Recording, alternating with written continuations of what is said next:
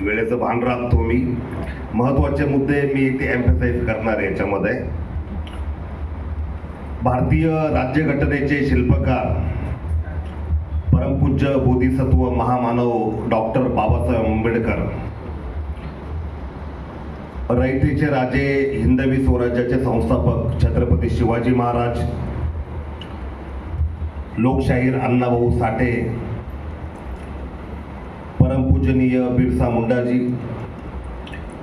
महात्मा ज्योतिबा फुले, माता रमाई, माता सावित्री, या सर्व महापुरुषांना मी प्रथमतः कोटी कोटी अभिवादन करतो, नतमस्तक होतो. सुरुवातीला जे उपवर्गीकरणाचं 1-2 मिनिटांमध्ये मी सांगतो. उपवर्गीकरणाचा विषय आता ते नाहीत वाटतं, पण ते दोघे गेले वाटतं आहेत. हो. तर त्या उपवर्गीकरणाच्या बाबतीत असं आहे की 1 ऑगस्ट 2024ला तो निकाल आला माननीय सर्वोच्च न्यायालयाचा. 2005ला एक निकाल आला होता EC चेन्नैया म्हणून. तर त्याच्यामध्ये उपवर्गीकरण करता येणार नाही असा तो 2005चा निकाल होता. त्याला जो आहे रूल केलं. याच्यामध्ये 7 जजेसच्या घटनापीठाने तो निकाल दिला आणि त्याच्यामध्ये मूळ विषय असा आहे की माननीय सर्वोच्च न्यायालयाने राज्यांना तशा प्रकारे परमिट केलेला आहे, अलाव केलेला आहे. राज्यांवर सक्ती नाही, राज्यांना, सरकारांना अलाव केलेला आहे की तुम्ही हे करू शकता. नंबर 1. नंबर 2 मुद्दा असा आहे की क्रिमिलेअरच्या बाबतीत त्यामध्ये एक जस्टिस आदरणीय जस्टिस भूषण गवई साहेबांनी क्रिमिलेअर बद्दलचं भाष्य केलेलं होतं. ती त्यांची टिप्पणी होती आणि त्यानंतर ताबडतोब भारतीय जनता पार्टीचे 100 खासदार आदरणीय भारताचे प्रधानमंत्री नरेंद्र मोदीजी यांना भेटले आणि माननीय नरेंद्र मोदीजींनी ताबडतोब अशा प्रकारे प्रेस नोट घेऊन ताबडतोब सांगितलं ऑफिशियली की क्रिमिलेअर कोणत्याही बाबतीत लागू होऊ शकत नाही, लागू होऊ देणार नाही, लागू होणार नाही. त्यामुळे त्याबद्दल कुठल्याही प्रकारची काळजी करायचं कारण नाही. नंबर 1 गोष्ट. आता आपण मूळ मुद्द्यांकडे वळूया. याच्यामध्ये मूळ मुद्दे असे आहेत की लोकसभा 2024च्या निवडणुकीपूर्वी सर्वप्रथम मी तुम्हाला हे सांगतो की कुठल्याही एका राजकीय पक्षाचं प्रतिनिधित्व करण्यासाठी किंवा कोणत्याही एका राजकीय पक्षाच्या विरुद्ध बोलण्यासाठी मी या ठिकाणी आलेलो नाहीये. परंतु जी सत्य परिस्थिती आहे, जी कॉन्क्रीट फॅक्ट सिच्युएशन आहे, जी रियालिटी आहे ती मी तुम्हाला सांगणार आहे. मूळ गोष्ट अशी आहे याच्यामध्ये की 2024च्या निवडणुकीपूर्वी काही वामपंथी कट्टरपंथीयांनी, काही कम्युनिस्टांनी, तसेच जे त्या तत्कालीन त्यावेळेचे सरळ म्हणायला गेलं तर काँग्रेस पक्ष किंवा त्यांच्या युतीच्या पक्षीयांनी अशा प्रकारे गल्लीपासून तर दिल्लीपर्यंत आणि संपूर्ण भारतभरामध्ये अशा प्रकारचा जाणून बुजून खोडसाळ अपप्रचार केला की लोकसभा 2024च्या निवडणुकीमध्ये देशाचे प्रधानमंत्री नरेंद्र मोदीजी हे जर सत्तेवर आले परत, तर ते संविधान नष्ट करतील, संविधान संपवून टाकतील. भारतीय जनता पार्टीमुळे संविधानाला धोका आहे, अशा प्रकारचं नॅरेटिव्ह त्यांनी भरपूर प्रमाणामध्ये पसरवलं. मूळ गोष्ट अशी, आपण सर्व जाणते आहात, यामध्ये संविधानाबद्दलचा जेव्हा आदरणीय साहेबांनी प्रश्न विचारला त्यावेळेस आपण जास्त त्याच्यावर काही कोणी सांगितलं नाही की खरंच बदललं जाणार वगैरे त्याबद्दल मी तुमचं अभिनंदन पण करतो. परंतु कॉन्सेप्ट क्लिअर व्हायला पाहिजे, तर पूर्णपणे कॉन्सेप्ट क्लिअर होणं अतिशय गरजेचं आहे की संविधान खरंच बदललं जात नाही तर कोणत्या बाबतीनं बदललं जातं आणि कोणत्या बाबतीनं बदललं जात नाही. त्याचं उत्तर कायदेशीरपणे, संविधानिकपणे, वैधानिक पद्धतीने संविधान बदललं जाऊ शकत नाही. त्याचे उदाहरण दाखले मी तुम्हाला देतो. या भारतामध्ये 2 प्रकारचे ऐतिहासिक न्यायनिवाडे झालेले आहेत माननीय सर्वोच्च न्यायालयाचे. पहिला न्यायनिवाडा होता माननीय सर्वोच्च न्यायालयाचा. 11 न्यायाधीशांचा न्यायपीठ त्याच्यामध्ये बसलं होतं. IC गोलकनाथ विरुद्ध पंजाब सरकार ही ऐतिहासिक केस झालेली आहे या देशामध्ये. 1967 सालची केस आहे. हे जजमेंट आहे आणि या जजमेंट मध्ये माननीय सर्वोच्च न्यायालयाने क्लिअर कट निकाल दिलेला आहे, लॉ लेट डाऊन केलेला आहे. तो असा आहे की भारतीय राज्यघटनेमध्ये एक आर्टिकल 368 आहे. आर्टिकल 368 नुसार भारतीय राज्यघटनेच्या कोणत्याही कलमामध्ये बदल करून ठेवण्याचा त्याच्यामध्ये प्रावधान प्रोव्हिजन करून ठेवण्यात आलेली आहे. आता ती तरतूद का करून ठेवण्यात आलेली आहे का ज्या वेळेस भारतीय राज्यघटना भारतरत्न परमपूजनीय डॉक्टर बाबासाहेब आंबेडकरांनी या देशाला अर्पण केली आणि 26 जानेवारी 1950 पासून त्याची इन्फोर्सेबिलिटी इम्प्लिमेंटेशन चालू झालं. त्या पिढीची त्यावेळीची तशी सिच्युएशन होती. परंतु काल परत्वे प्रकरण परत्वे त्याच्यामध्ये जर काही दुरुस्त्या कराव्या लागल्या, बदल करावा लागला तर त्यानुसार तशा प्रकारच्या दुरुस्त्या करण्याचं प्रावधान त्याच्यामध्ये ठेवलं. आर्टिकल 368 जे कलम 368 जे आहे ते अमेंडेबिलिटी ऑफ द कॉन्स्टिट्यूशन म्हणजे राज्यघटनेच्या एखाद्या कलमामध्ये बदल करता येऊ शकतो संसदेला. तशा प्रकारचे अधिकार संसदेला राहतील अशा प्रकारची तरतूद राज्यघटनेमध्ये आहे.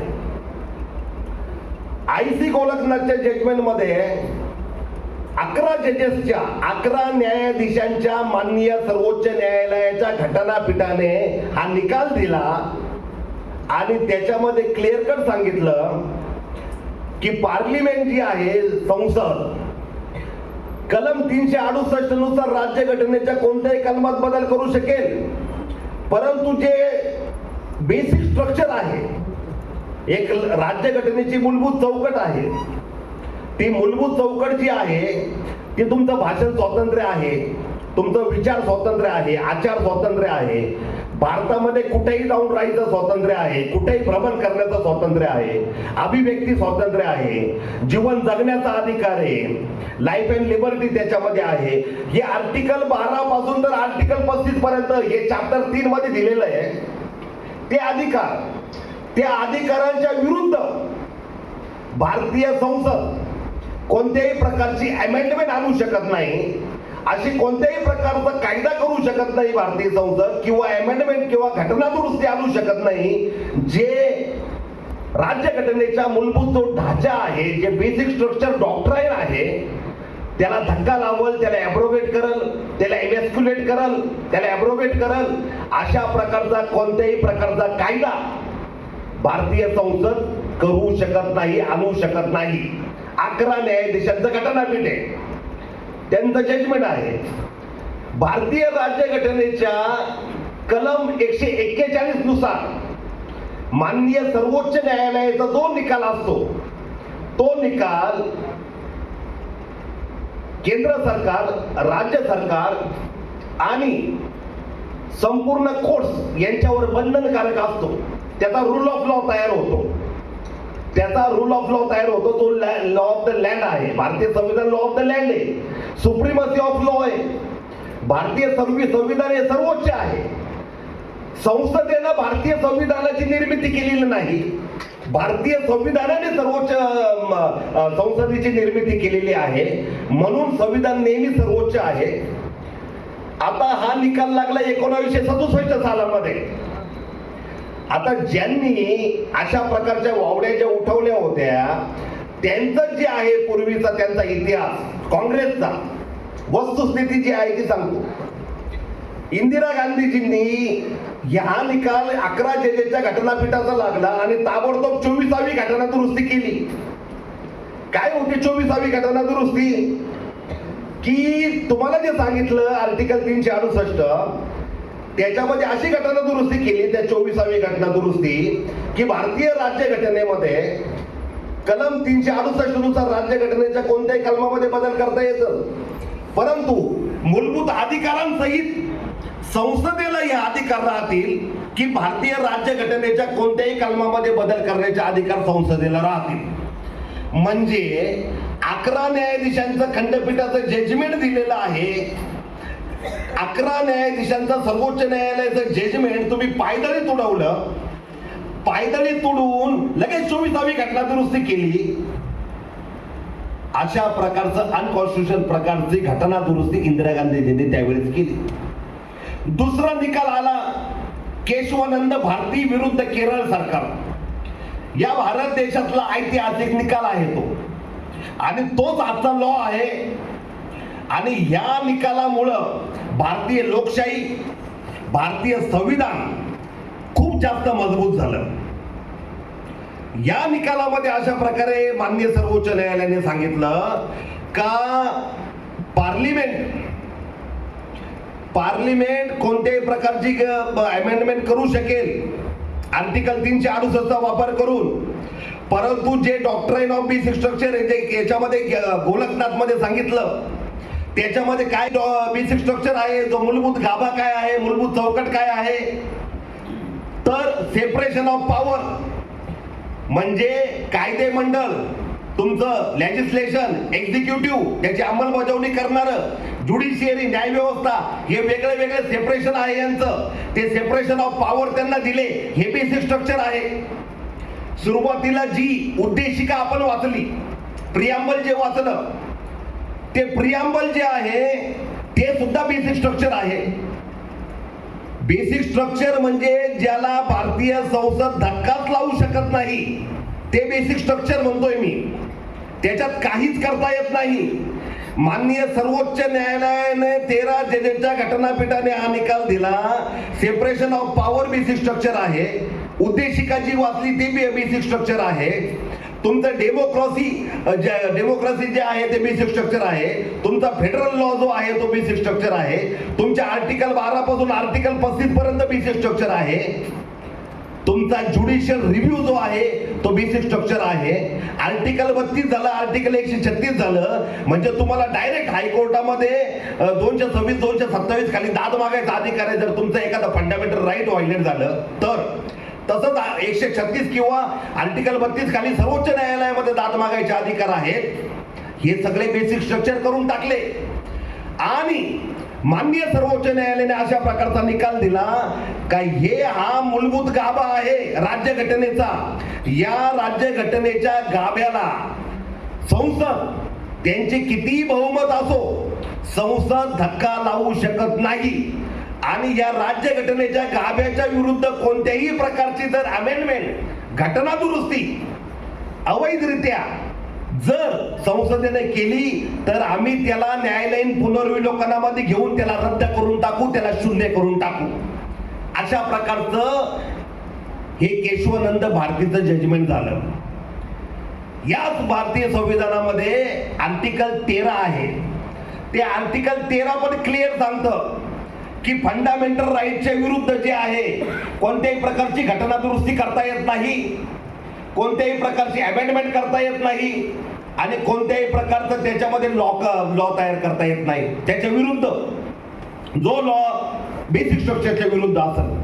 मग क्लिअर कट विषय आहे की याच्यामध्ये संविधानाच्या मूलभूत गाभेला हात लावला जात नाही.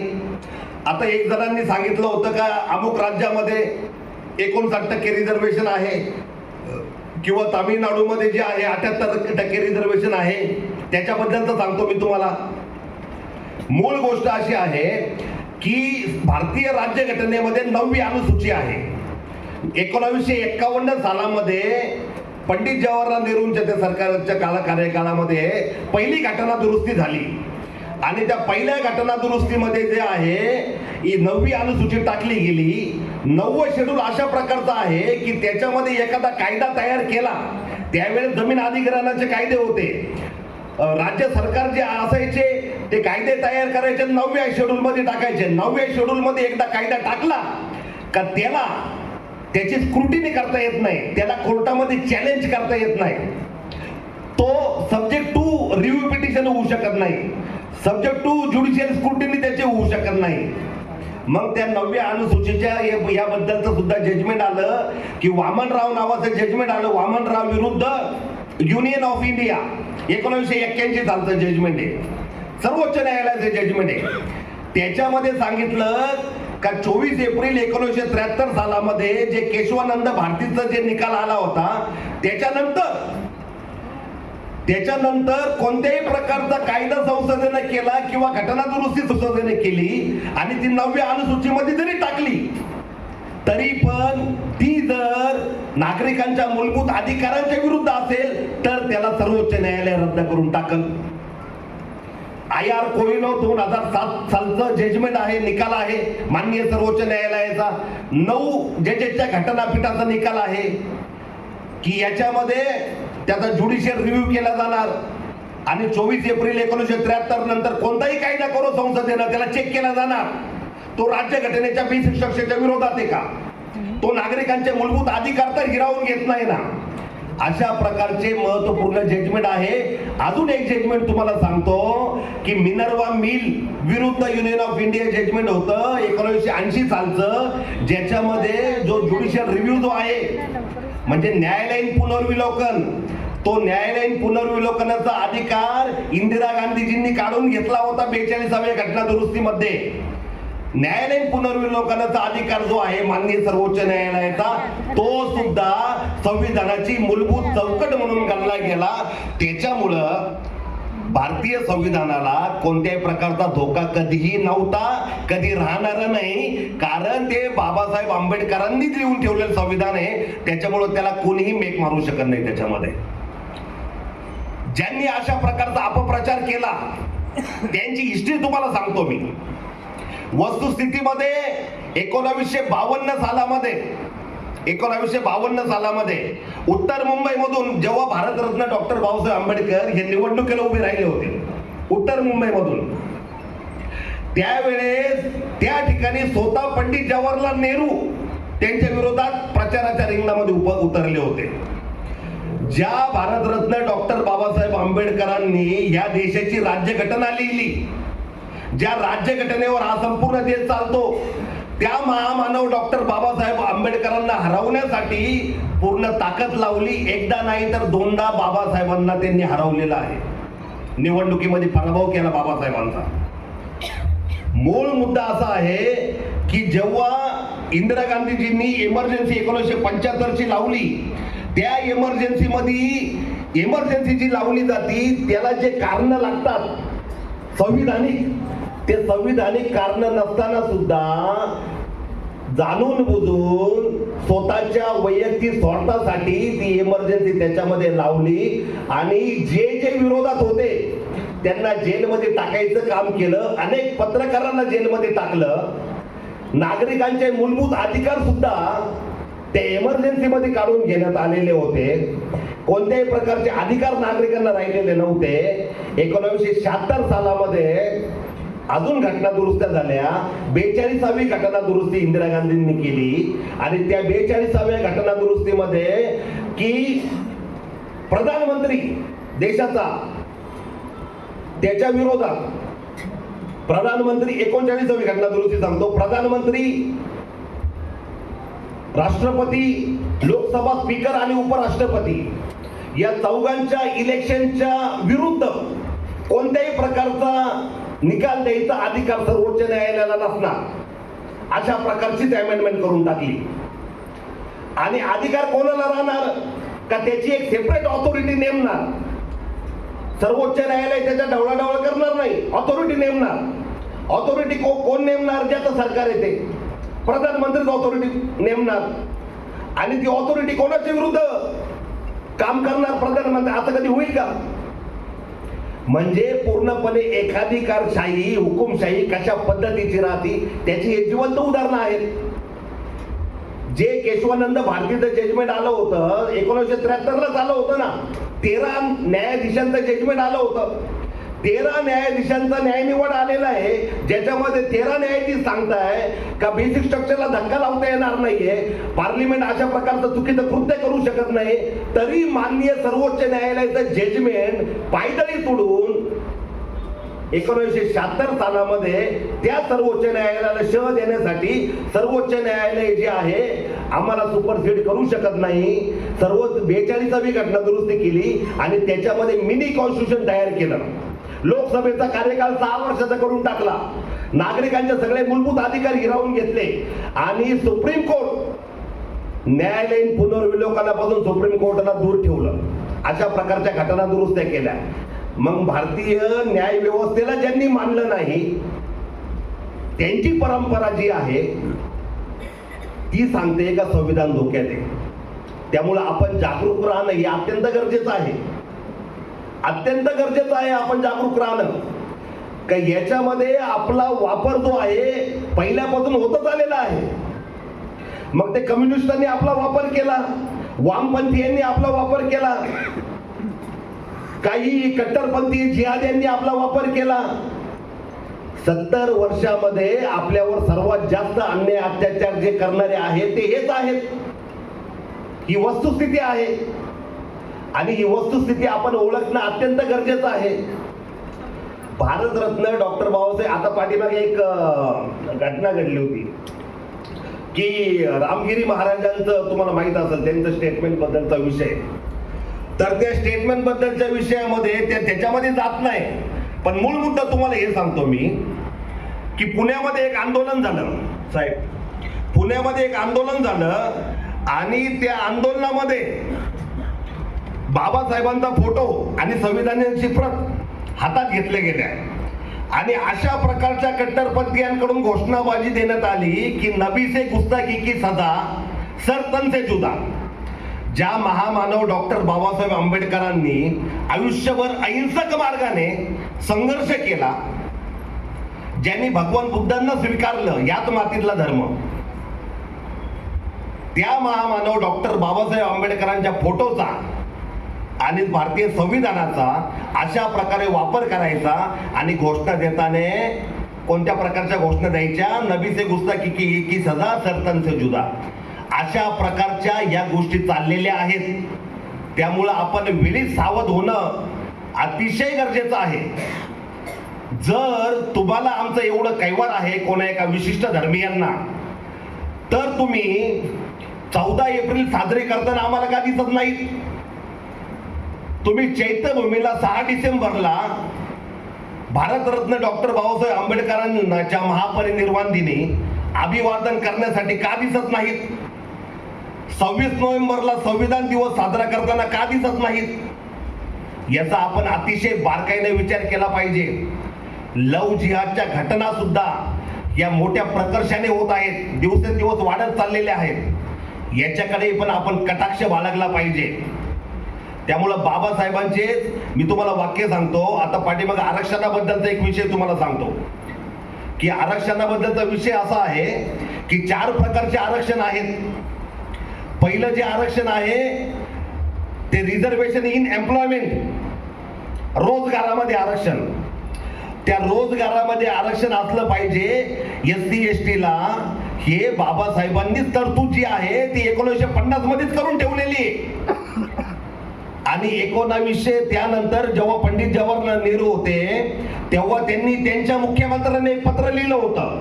ऑन रेकॉर्ड सांगतो, ऑन रेकॉर्ड पत्र आहे ते. आणि त्या पत्रामध्ये अशा प्रकारचा उल्लेख केलेला आहे की मी कोणत्याही प्रकारचं रिझर्वेशन मला आवडत नाही, मला कोणत्याही प्रकारचं रिझर्वेशन आवडत नाही. आणि त्यातल्या त्यात नोकऱ्यांमधलं रिझर्वेशन तर अजिबात नाही. आणि अशा प्रकारच्या रिझर्वेशन मुळे जे आहे त्याचा दर्जा जो आहे तो कमी होतो. मग रिझर्वेशनच्या विरोधात जे आहे यांनी वारंवार कशी भूमिका घेतलेली हे मी तुम्हाला सांगतो. त्याच्यानंतरचा मूळ मुद्दा जो आहे रिझर्वेशन इन एज्युकेशन, शिक्षणामध्ये आरक्षण, पॉलिटिक्स मध्ये आरक्षण, शिक्षण आणि रोजगार याच्यामधलं जे आरक्षण जे आहे ते इनबिल्ट असतंय. म्हणजे ते बेसिक स्ट्रक्चरचा भाग आहे, तो मूलभूत चौकटीचा भाग आहे. त्याच्यामुळे शिक्षणामधलं आरक्षण आणि रोजगारामधलं आरक्षण हे कधीही कोणीही संपू शकत नाही. पॉलिटिकल जे आरक्षण आहे ते दर 10 वर्षाने त्याच्यामध्ये अमेंडमेंट केली जातं, परंतु कोणतेही सरकार जे आहे त्याला धक्का लावायचं त्याच्यामध्ये कुठल्याही प्रकारचा प्रयत्न करत नाही. त्याच्यामुळं आरक्षणालाही पण धोका नाहीये, संविधानालाही पण धोका नाहीये, तरी पण आपली माती भडकवली जातात का तुमचं संविधान धोक्यात आहे, तुमचं आरक्षण धोक्यात आहे, आणि अशा प्रकारची माती भडकावून आपल्या विरोधातच कटकारस्थान केलं जातं. आणि त्याचा परिणाम असा होतो की आपण भारतरत्न डॉक्टर बाबासाहेब आंबेडकरांच्या संविधानाबद्दल संवेदनशील आहोत. आपण भारतरत्न डॉक्टर बाबासाहेब आंबेडकरांबद्दल आपल्या मनात नितांत श्रद्धा आहे. अशा वेळेस आपण रोडवर उतरायची तयारी ठेवतो. मग आपल्या समाजाला टार्गेट करून आपल्याला आरोपीच्या पिंजऱ्यामध्ये उभं करून आपल्या विरुद्ध एखादं षडयंत्र तर शिजवलं जात नाही ना, याचाही पण आपण विचार करणं गरजेचं आहे.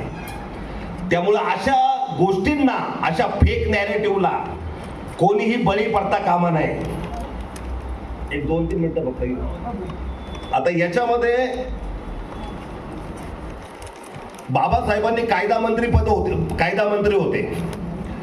फक्त एवढं सांगितलं जात आहे बाबासाहेबांबद्दल की बाबासाहेबांनी कायदा मंत्री पदाचा जो राजीनामा दिला, तर तो राजीनामा जो दिला तो हिंदू कोड बिलामुळे दिला. फक्त ते थोडंसं सत्य आहे, अर्ध सत्य आहे, पण त्याच्या पाठीमागची वस्तुस्थिती अशी आहे का त्यावेळेच्या ज्या महामानव डॉक्टर बाबासाहेब आंबेडकरांनी या देशाला संविधान दिलं, ज्या संविधानानुसार देश चालतो, बाबासाहेबांचा पदोपदी अपमान त्यावेळेस या काँग्रेस सरकारने केला होता. आणि म्हणून बाबासाहेबांच्या वर्ल्डिंग मध्ये त्याचा मी एक अनुवाद सांगतो, मी तुम्हाला जसंच्या तसं सांगतो, त्यामुळे एकही शब्द वाढवून किंवा कमी सांगणार नाही मी. त्याच्यामध्ये 10 ऑक्टोबर 1951 सालामध्ये बाबासाहेबांनी याच्यामध्ये एक सांगितलेलं आहे कि पूरी दुनिया में सबसे खराब स्थिति भारत के दलितों की है, फिर भी दलितों को कोई राहत क्यों नहीं दी गई है. ये सरकार दलितों की तुलना में मुसलमानों की सुरक्षा को लेकर हमेशा ज्यादा चिंतित रहती है. प्रधानमंत्री नेहरू का पूरा समय और ध्यान मुसलमानों की सुरक्षा के लिए लगा होता है. क्या दलितों, आदिवासियों, ईसाइयों के सुरक्षा की आवश्यकता नहीं है? जहां तक मैं समझता हूं कि मुसलमानों की तुलना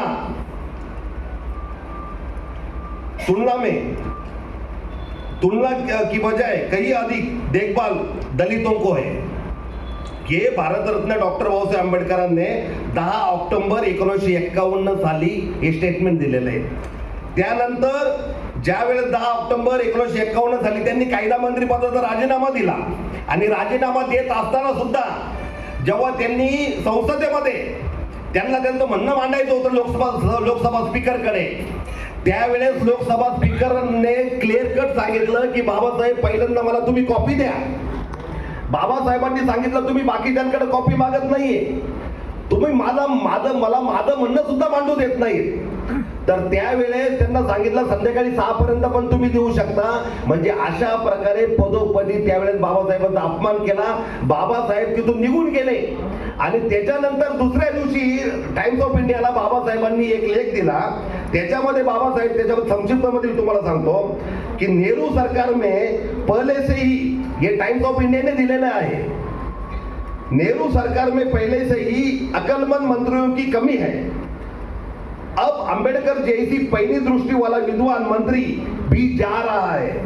इससे मंत्रिमंडल की आभा फीकी हो जाएगी. ऐसे कर्तव्यनिष्ठ नेता की सेवा से वंचित हो जाना भारत के हित में नहीं है. हे कोणी टाइम्स ऑफ इंडियाने हा लेख छापलेला आहे त्याच्यामध्ये भारतरत्न डॉक्टर बाबासाहेब साहेबांच्या विरुद्ध. आणि शेवटचा फक्त एक टॉपिक फक्त तुम्हाला सांगतो की फाळणीच्या वेळेचं बाबासाहेबांचं जे स्टेटमेंट आहे ते मी तुम्हाला सांगतो.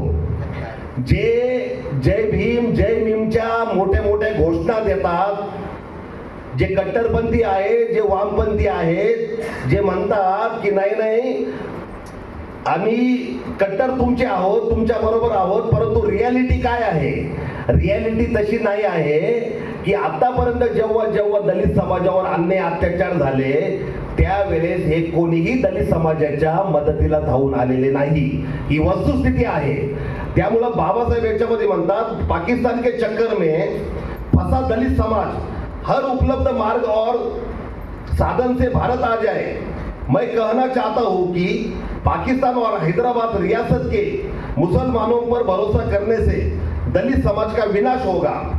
दलित वर्ग हिंदू समाज से नफरत करता है, ये मानने की बुरी आदत दलितों को लग गई है, जो अत्यंत गलत है। मुसलमान अपने लिए दलितों का साथ चाहते हैं, लेकिन बदले में वे कभी दलितों का साथ नहीं देते हैं। 27 नोव्हेंबर 1947 फ्री प्रेस जनरल मध्ये हे प्रकाशित झालेले बाबासाहेबांचं, ही वस्तुस्थिती आहे। त्यामुळं आपण कोणत्याही प्रकारचं कट्टरपंथी असू द्या, वामपंथी असू द्या, कम्युनिस्ट विचारधारेचा असू द्या, किंवा जे आपली डोकी भडकावण्याचा प्रयत्न करतात, त्यांच्या भडकावण्याला आपण कोणीही बळी पडू नये। वेळ खूप झाला, ऍक्च्युअली मी पण थोडं जास्तच घेतला, त्यामुळे जय भीम, जय भारत, जय संविधान। खूप खूप धन्यवाद माननीय संदीपजी, आपण खूप चांगल्या प्रकारे संविधानाच्या कायद्याबद्दल आपल्याला आम्हाला सर्वांना मार्गदर्शन केलेलं आहे। या ठिकाणी सर्व मान्यवरांच्या आभार व्यक्त करतो आणि हा कार्यक्रमाची सांगता करण्याच्या आधी सर्वजण आपण आपल्या जागेवर उभे राहून राष्ट्रगीत करूया।